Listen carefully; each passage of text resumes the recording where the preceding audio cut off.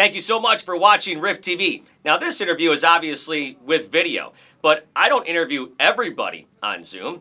That's why I put it on my Talkin Rock with Meltdown podcast. We talk to rock artists from all over the genre. So check out Talkin Rock with Meltdown wherever you get your podcasts. And now to today's video interview. Hey, Richie, how you doing, man? I'm doing very well, brother. Good to be here. How are you? I'm doing great. Great to see you. We'll get into some Priest here in just a little bit. Last time I saw you guys was 2018, the Firepower Tour, man. I cannot say enough good things about that album or that tour. But first, Elegant Weapons, May 26th, that drops Horns for a Halo. When do you decide, you know what, I want to do something else besides Judas Priest or something outside of Priest? It's a long-winded answer, man, and I'll try and condense it for you. You know, when I joined Priest, I had a conversation with Glenn Tipton, and he said that, you know, he wishes we had 20, 25 years left, but we don't.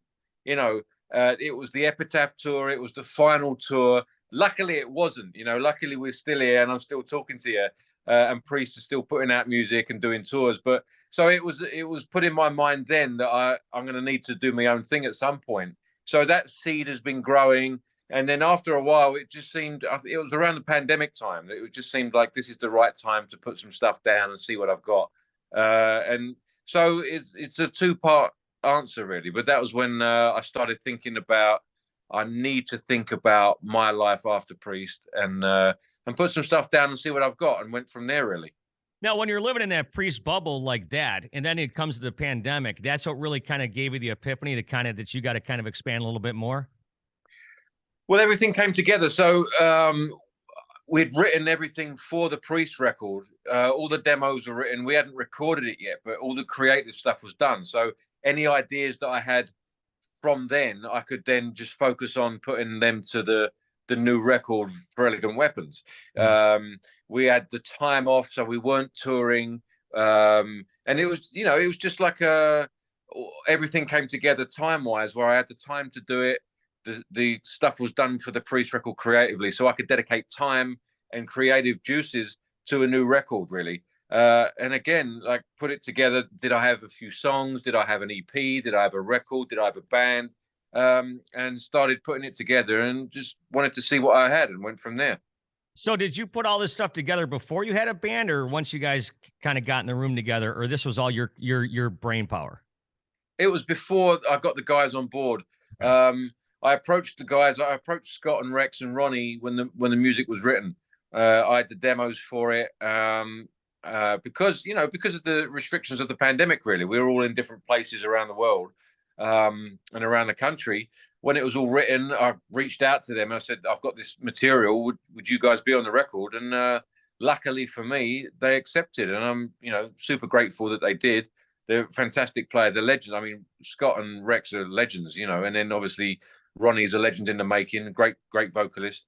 So again, super fortunate to have those guys on the record. Now, for people that are just listening or watching this, you're talking about Rex Brown and Scott Travis. Rex Brown from Pantera, Scott Travis from Judas Priest. And I've always kind of promised Scott that if I ever did anything outside of Priest, that I'd give him first refusal. So that's what I did, and he was able to play on the record. Rex, I called up. I've been friends with Rex for a few years, and I called up Rex and asked him if he'd be able to play on the record, and he graciously accepted. And obviously, Rex is doing Pantera, so I wasn't able to. If I put a touring band together, he wasn't able to do it, which is fair enough. Pantera is and should be touring the world, and I think we're all happy that they are. But again, he was able to play on the record, and I'm so fortunate that he did. I didn't have this written down, or I didn't even want to, talk about this. But I mean, did you ever talk about joining Pantera or no? No, I mean, it was always to me there was only one guy that could do that, and that's Zakk. Not only, I mean, to me, there's 1,000 guys on YouTube that can play that stuff note for note, but there's only one guy that had that relationship with the band and with Dime. So, and that's Zakk. That's who they've got doing it. So there's only one guy to me that can do that gig. Now, did you ever get a chance to meet Dime or VP? You probably met Vinny a bunch of times, right? I didn't. I think I met Vinny. Vinny came down to a couple of shows that we played with Priest in Texas. I never met Dime. I've met Philip a few times. Never lucky enough to meet Dime. No. Yeah. Did you ever see him live? I didn't. I You know, didn't, unfortunately. I No, just no. I just wrote about this. There's this whole generation of metal fans that never saw Pantera. You know, because I they know. I was, back in when I was a teenager, I was really blinkered. I listened to Maiden, Metallica, and Pantera religiously for about a year. And at the time, it was a year is a long time when you're, 12, 13 years old. But that was all I listened to.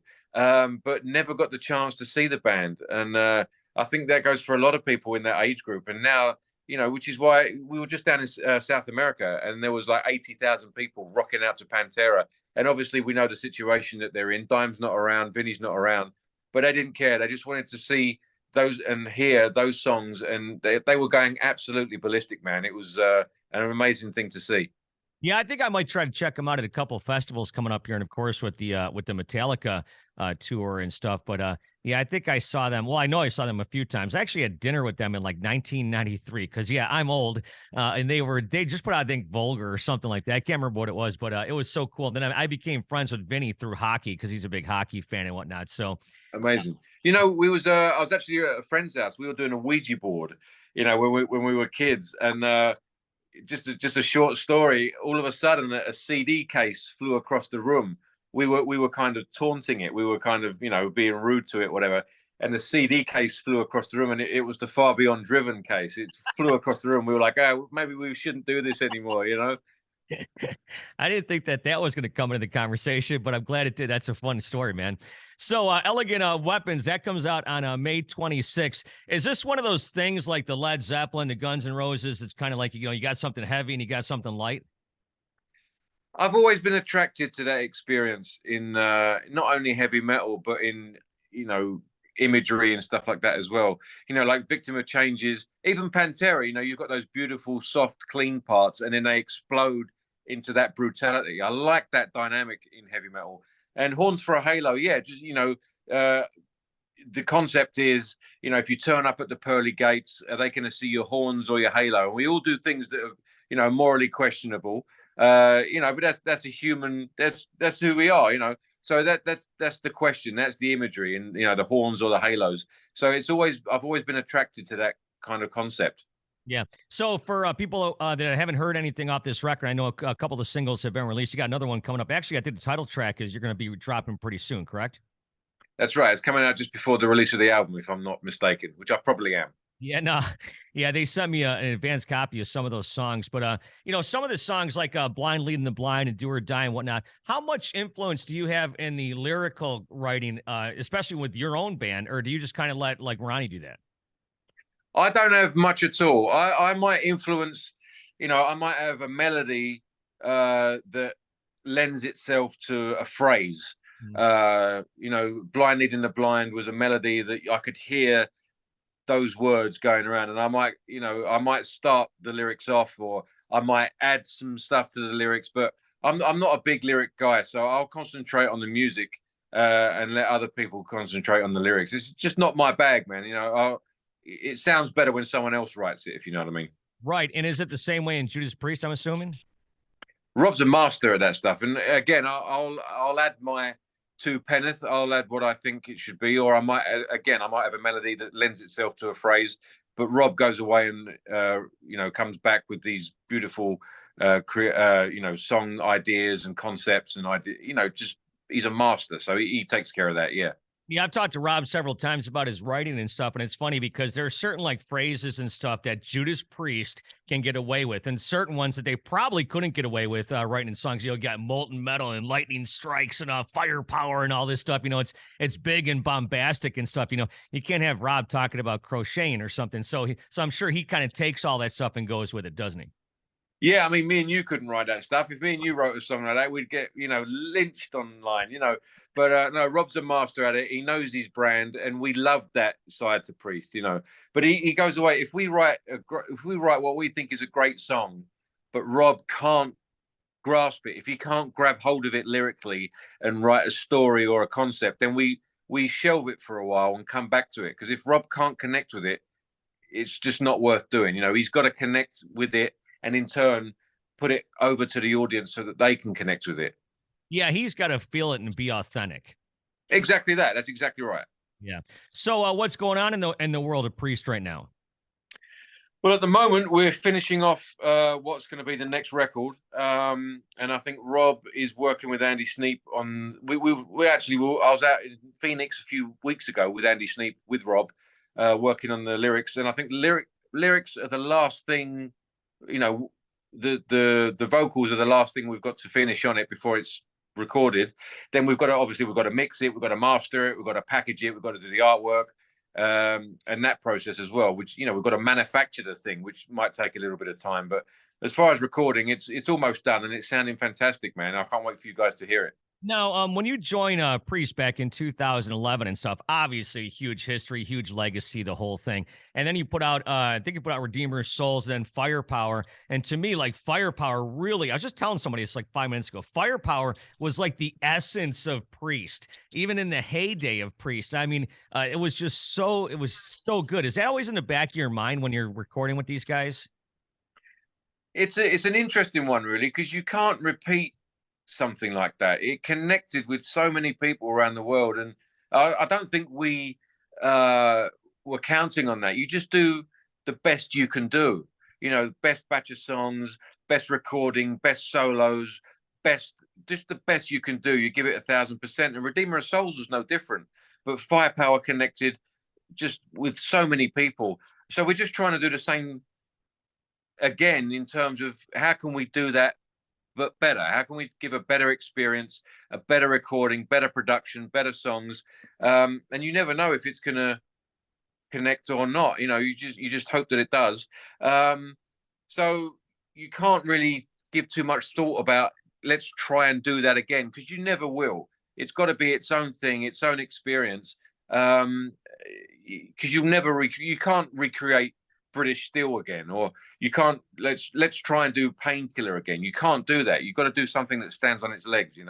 Oh, that I mean, Firepower stands on its legs and then some. Does it get I don't know if the word is easier, but do you get more comfortable with each record you record with the band?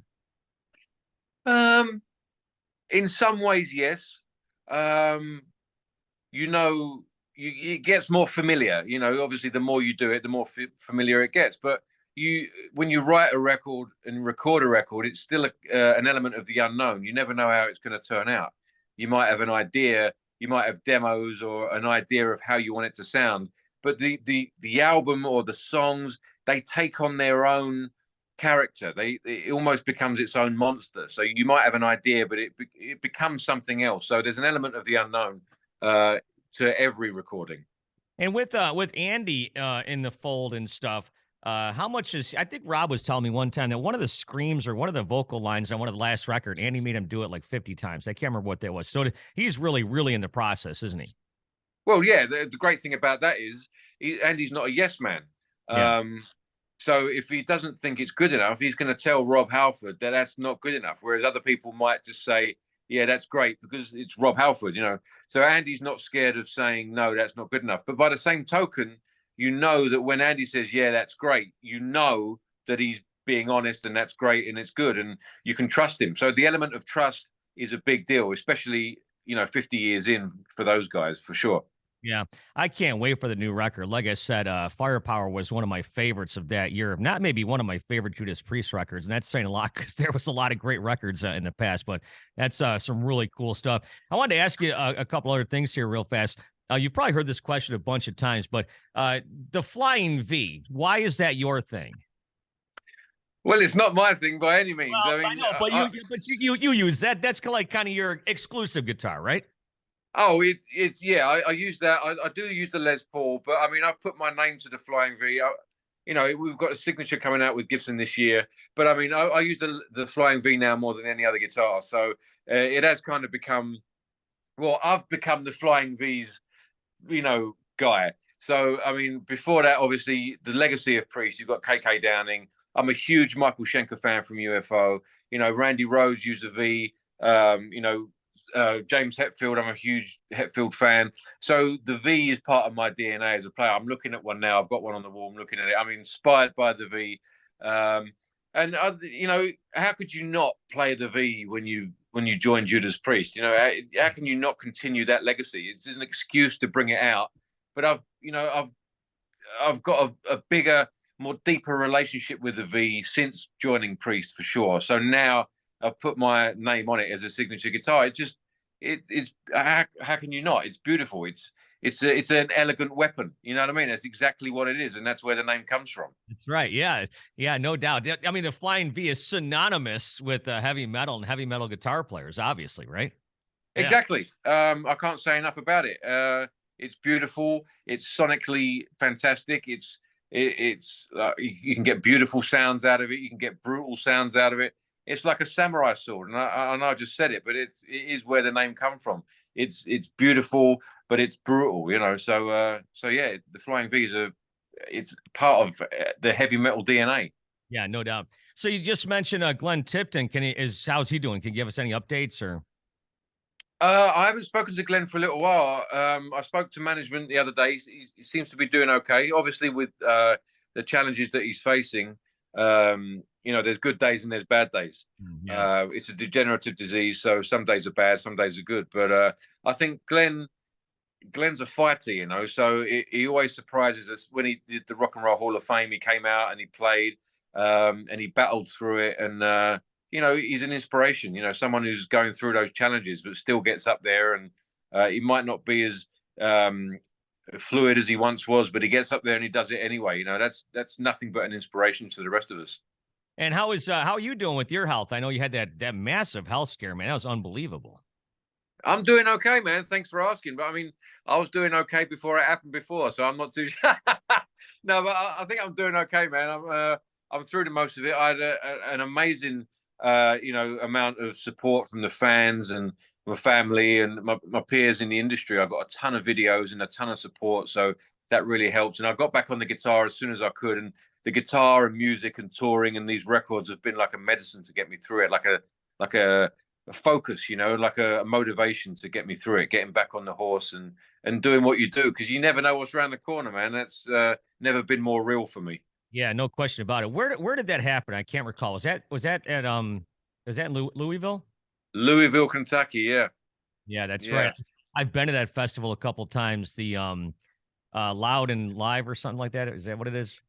Louder Than Life. Yeah. And the Reaper was on stage in Louisville that night, man. But we were the festival was louder than life, but I was louder than death that night. Yeah, there's no Take that. on it. Yeah, man, I'm super glad too, because I mean, like I said, just a huge fan, and I can't wait for this new Priest and stuff to come out. No deadline as to when that might happen, huh? No deadline which I can give you. No, I mean, we've suggested when it might be out, but I mean, as I said, it's almost finished the recording process. Then we've got to get the manufacturing done, so that's up to the record label. So, yeah, we'll see. As soon as it's done and finished, and we've got a date, then obviously we'll let the world know, because we're excited to let you guys know. Yeah. After 12 or 13 years in such a historic band like Judas Priest, and one I'm sure that you watched, and listened to growing up, how do you feel about your time in the band so far? Oh, I mean, it was an honor to be considered, and it's an honor to still be here writing and putting out music and touring with the band. It's an honor to be a part of that.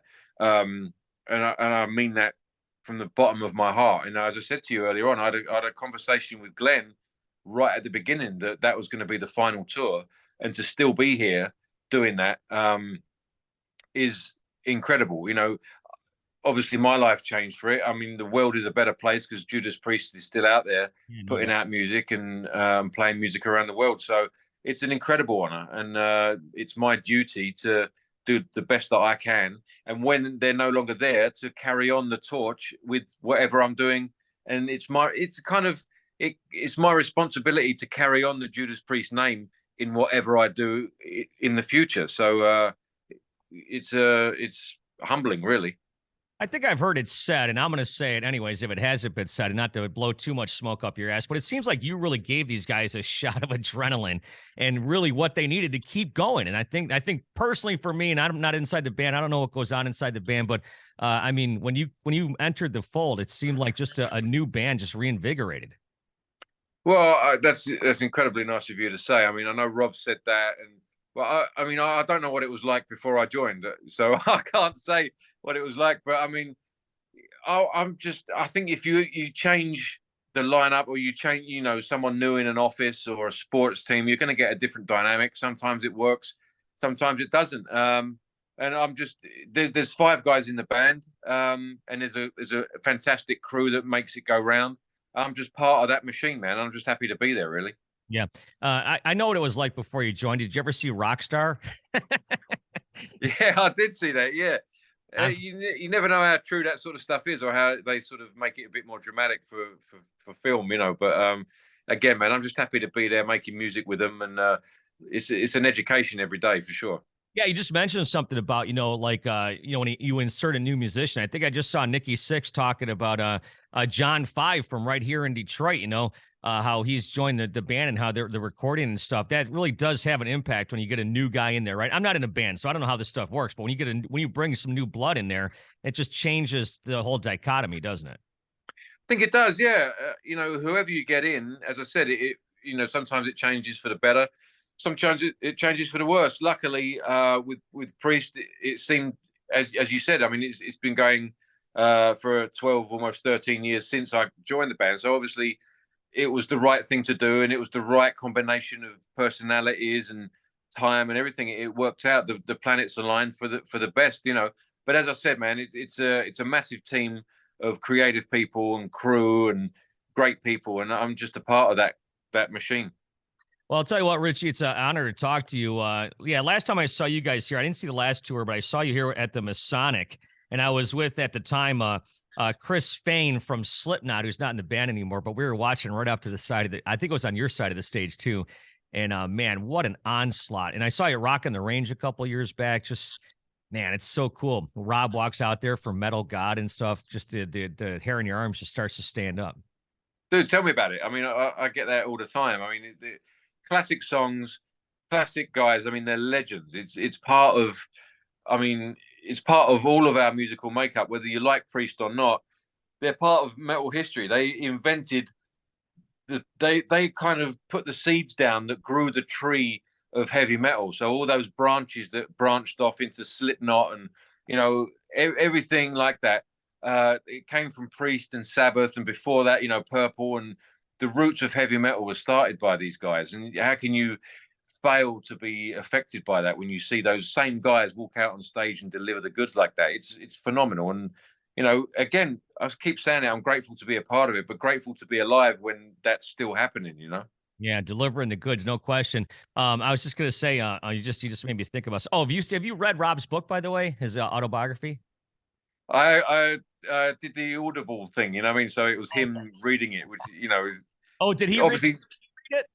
yeah, he reads it, yeah. So obviously knowing Rob like I know him, it was better. It was like having him in the room reading it. Did you learn stuff about him that you didn't know, or that kind of surprised you? Yeah, for sure. There's a lot. He goes quite deep into his personal life in there. So there was stuff in there that I didn't know for sure. Yeah. What was that part of where he was in where they made the Imagine video, and didn't he take one of the he took one of the statues or something? Yeah, that was really funny, man. I mean, imagine again for them, like what we're talking about in terms of Priest being legends, and it must have been the same for them with the Beatles, being connected with the Beatles, and the Beatles were legends, and they planted the seeds for popular music, and they were there. Was it Tittenhurst Park? I can't remember which one it was. And they were there. They were connected. It must have been the same experience for them, making music in that house that was connected to the Beatles. It must have been thrilling for them, in the same way that it is for us now. Yeah. Did the Beatles play any influence in your musical upbringing? Not directly, no. I was never. I mean, obviously, indirectly through bands like Priest and Ozzy. Ozzy was a massive fan, and I was a fan of Ozzy. So not directly. I didn't really listen to the Beatles when I was a kid, but I listened to Ozzy. And listening to Ozzy now, the melodies that Ozzy came up with, you can hear where they came from. It was all Beatles influence. Yeah. So indirectly, yeah, I was kind of influenced by them, but I wasn't a fan as a kid. I can remember I was about 11 or 12 years old, and I heard Crazy Train in the radio, and that instant changed my life. And I'm sure you had an instant like that probably too, huh? Oh, it's Voodoo Child. It was Voodoo Child by Jimi Hendrix. Yeah, man. And obviously I was born long after Hendrix died. But that music's timeless and it's still around. Kids are still getting influenced by it today. Just the way that song comes in, it's otherworldly, you know, and you can't help. I mean, Hendrix as well, not only the sonic aspect of it, but the visual, you know, as a young kid, the way it sounds and the way he looks, and you know, what is that and how do I make my life about it? You know, that's what turned me onto the guitar in the first place. Well, Richie, like I said, it's been an honor to talk to you. Elegant Weapons comes out on May the 6th, Horns for a Halo. And we'll look forward to that. Of course, new Priest we'll see out on the tour. And we'll stay away from the Ouija boards, I guess. Yeah, absolutely, brother. It's been a pleasure, man. See you soon.